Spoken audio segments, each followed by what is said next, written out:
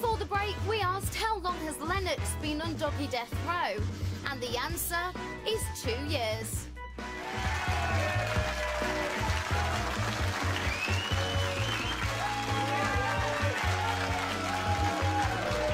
Thank you very much and welcome back to Wednesday's show with David Bull, Larry Turner and the one and only Marco Pierre Wright. We'll bring you the rest of the headlines shortly, but first, it's not a story you'll have seen very often in the papers, but it's nevertheless a story all the same. The family barred from saying goodbye to their dog on doggy death row. 0207 173 5555 is the number if you've got a view on what some are calling rough justice. Lennox is a bit of a mongrel, truth be told. He's part Labrador, part Staffy and part American Bulldog, which is not a pit bull, by the way. And he joined the Barnes family from Belfast as a pup 7 years ago. The Pooch Mad family, they've got 2 other dogs at present. Julie had Lennox chipped, neutered, pet safe registered and licensed. They still have dog licenses in Northern Ireland. But they ran into problems 5 years later when a council dog warden paid the Barnes family a visit and rather curiously to deliver paperwork relating to another of their pets. Lennox was subsequently seized by the council after being deemed a dangerous dog.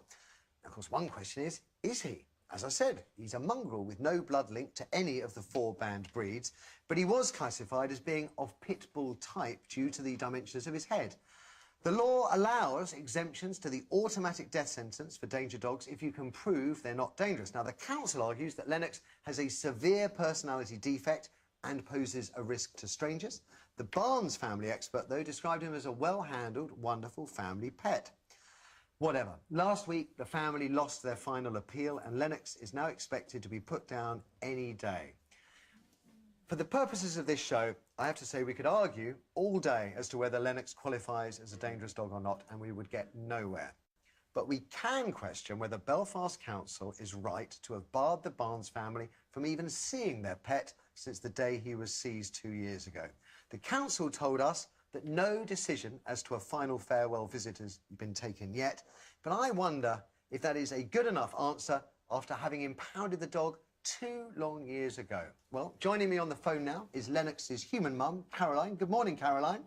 Good morning, Matthew. How are you today? Thank you for joining us on the phone. Have there been any developments, first of all? Are you going to see Lennox? As of yet, we haven't been given any decision. We are having another meeting with our legal team tomorrow and hope to have some good news from the council. But the way things have gone, in the last 2 years, I don't hold that much hope that they would be compassionate enough to let us see him one last time.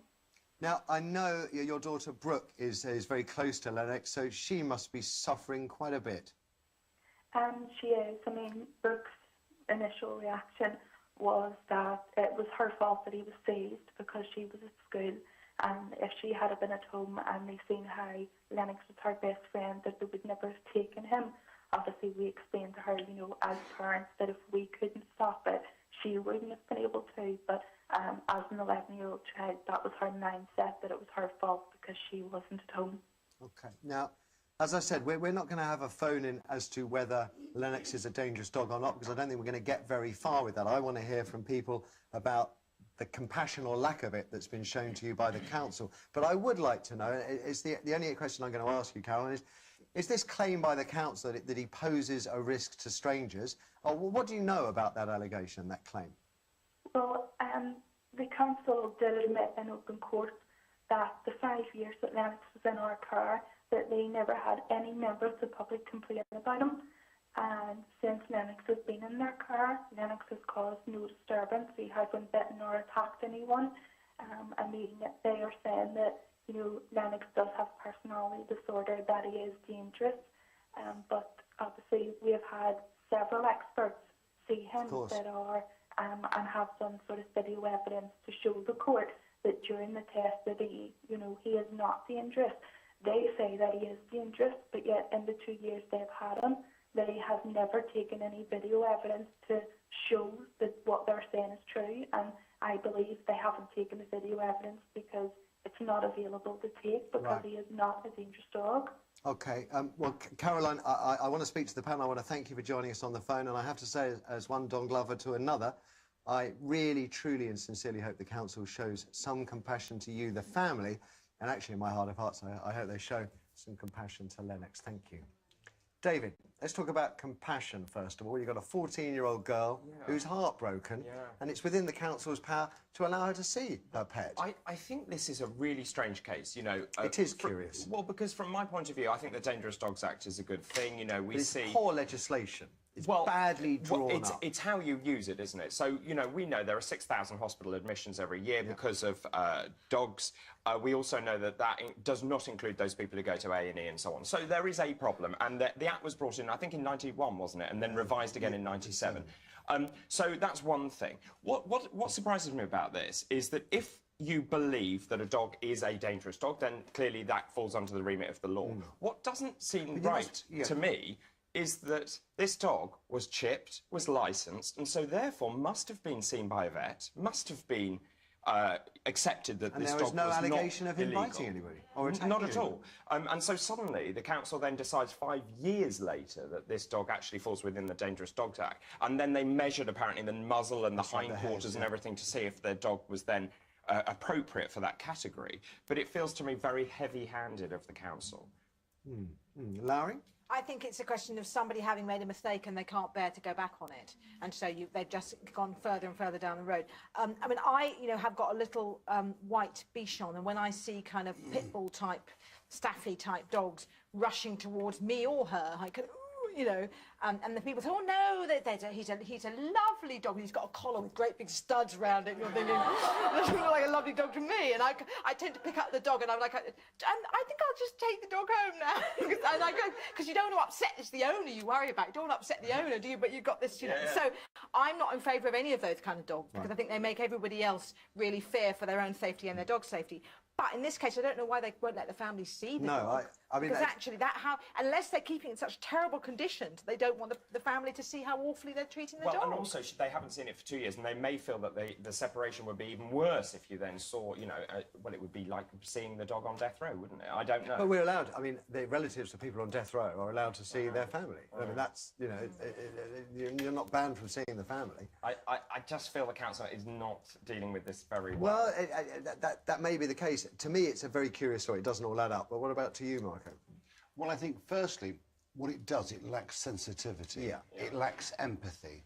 There are small children involved. It's their family pet. Yeah. They've grown up with it. And I think to take something away from a child is so devastating. It's so painful for a child because a child doesn't understand. I think the counsellor who's made this decision is being a bully, really. And I think he possesses logic of the madhouse. And I think also what he's highlighting is he's incapable of making a decision. Because what he's doing is allowing his emotions and his ego to make this decision. But they may why should the family, might say... Sorry, why should the family be denied access to the dog? That bit I can't answer. It's got to be the ego of the counsellor. I'm sorry. He's made a decision. He may have made the wrong decision. But you know something? He has no humility.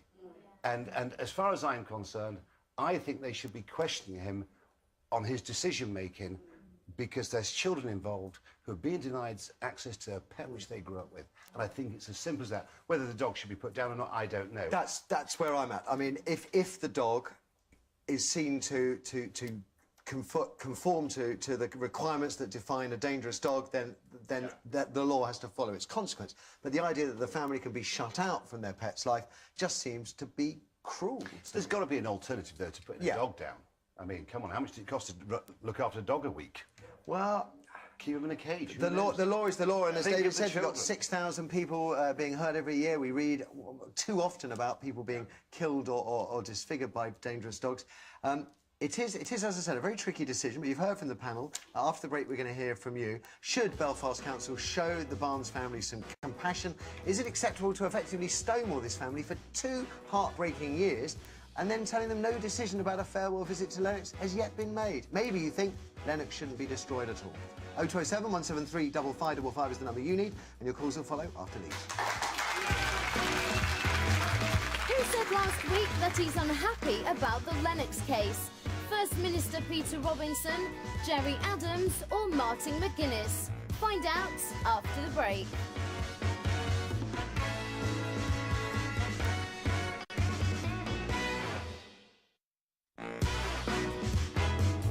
So who said last week that that he's unhappy about the Lennox case? The answer is First Minister Peter Robinson.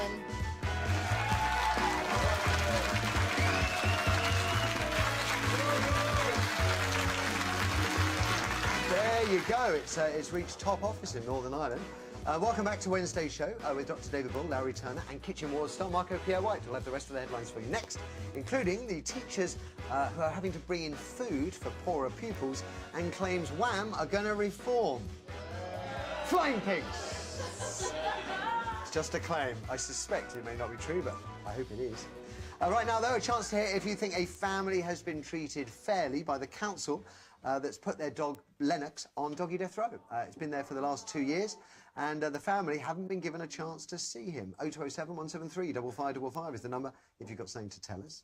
It is, of course, very easy to let emotion cloud our judgment, and we must not forget people are being killed and hurt by badly trained, so-called dangerous dogs. But while Lennox's proportions may make him a devil dog in the eyes of the law, the reality is he has no pit bull or banned breed genes in him, and he's never bitten anyone. Belfast Council says it's yet to decide if the Barnes family and 14-year-old daughter Brooke in particular can see their beloved pet, but they've had 2 years to make up their minds. He's scheduled to be put down in less than a month. Well, before the break, Dr. David said Lennox was chipped, licensed and never bitten anyone. This is a strange decision and seems a tad heavy-handed. Lowry reckons someone in the council has made a mistake and is now too embarrassed to go back on it. The family should be allowed to see their pet. And Marco felt the decision lacks sensitivity and empathy, particularly as it's a young girl's pet. The council are, in fact, bullying the family. Kirsty, what do people at home have to say? OK, we have Danielle first on one. Danielle, good morning. Hi, good morning, Matthew. What do you think about the family not being able to see their pet? Well, I completely disagree because this time 2 years ago, I was in completely the same situation. Go on. My dog was seized by the police just for the way he looked. My partner was out walking him and they stopped him and seized him.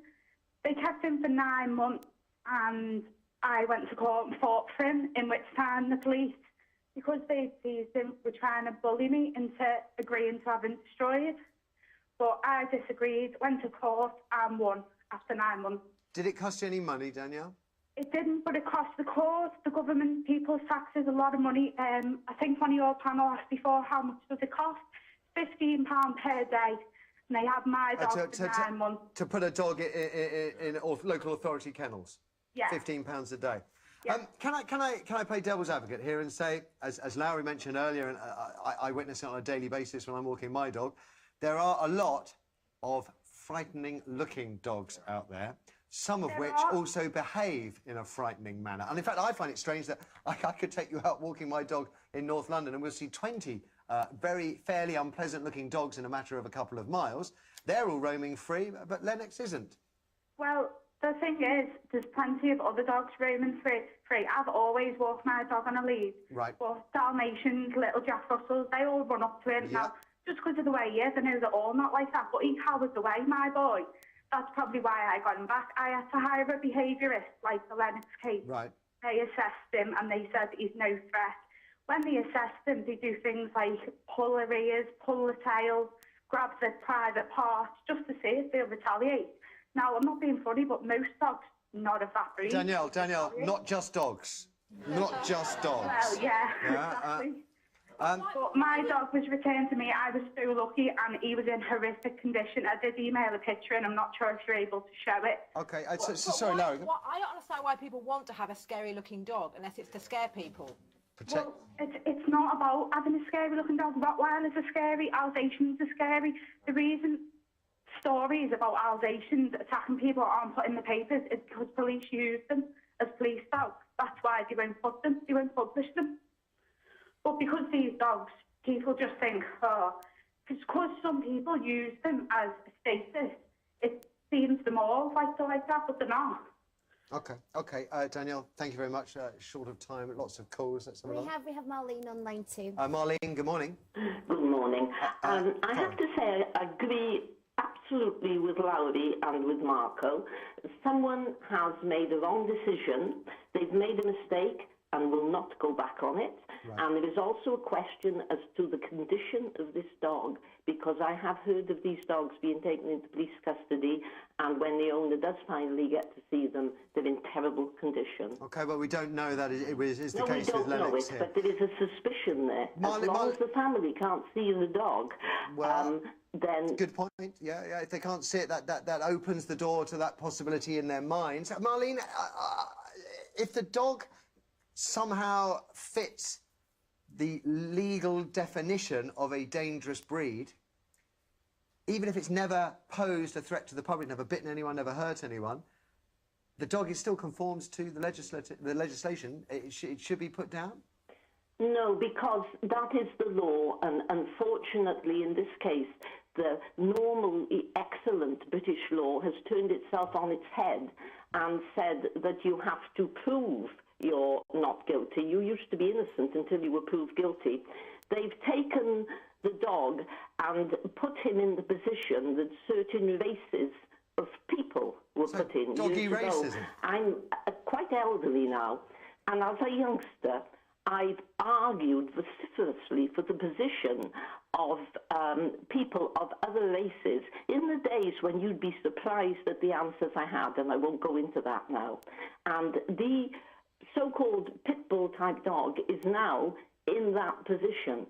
I have such a dog, and I am, as I say, an elderly lady. I am afraid to take my dog on the train to visit my son in London in case it's taken away. Job's worth. OK, but then Larry's question to our previous caller is, why would you want to have a dog that frightens people just from its appearance? No. Why would I want to have a dog that frightens people? The dog only frightens people because the media has put it in their mind that the dog with a certain type of head or body shape is going to attack them. OK, years ago, nobody was frightened of... Marlene, I have to jump in, I'm afraid. There's certain breaks we have to hit on time. But it's a very interesting thought that the media has fed an idea of devil dogs into our minds. Maybe. We're going to take a break. We will keep you informed on developments in Lennox's last few days of his life. We shall see as and when we hear them. After the break, it's Marco, though, with the rest of today's headlines, including nurses and midwives set to join tomorrow's doctors' strike, and the Big Brother star facing a real-life eviction. All the details after these.